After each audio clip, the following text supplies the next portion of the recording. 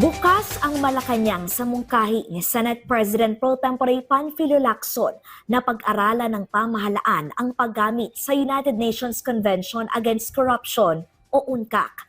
Yan ay para matunton at maaresto ang pugante at dating kongresista na si Zaldico na nasasangkot sa milyong-milyong pisong halaga ng maanumalyang flood control projects. According to Foreign Affairs Secretary Lazaro, yes, we can explore UNCAC as it has international cooperation mechanisms, but it will have to depend on the country.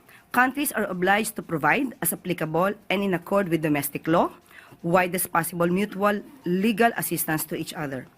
However, Presidential UNCAC Interagency Committee with the ES as chair should be convened as it implements and monitors UNCAC. Ang UNCAC ay isang international na kasunduan ng United Nations na nilagdaan at pinagtibay ng Pilipinas. Kaya may obligasyon aniya at karapatan ang bansa na humingi at magbigay ng tulong sa iba pang miyembro laban sa katiwalian. Ayon kay Lacson, 192 na bansa ang kasapi sa UNCAC. Kaya mas magiging madali ang paghanap kay Zaldico kung hihingi ng tulong dito. Sa ngayon, wala pang aktibong ugnayan ang Justice Department at UN. Pero naidulog na ang ideyang ito sa Commission for Transnational Crimes habang puspusan ang kooperasyon ng Pilipinas sa Interpol. Pagtitiyak ng Malacanang. The government continues to arrest those responsible for the flood control anomalies, with more personalities expected behind bars by year-end. Sabi ng palasyo, isa yan sa mga hakbang ng pamahalaan para mapatatag ang ekonomiya at maraming negosyante ang mahikayat na mamumuhunan.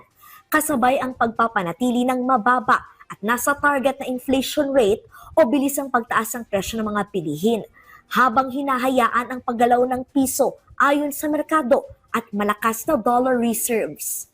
The economic theme continues to clear bottlenecks to attract more private sector participation. These include the temporary suspension of all field audits and related operations of the Bureau of Internal Revenue. Maglalabas din ang gobyerno ng mga bagong proyekto at oportunidad sa pribadong sektor, lalo na sa agrikultura, para lumikha ng trabaho at palakasin ang produksyon sa pagkain.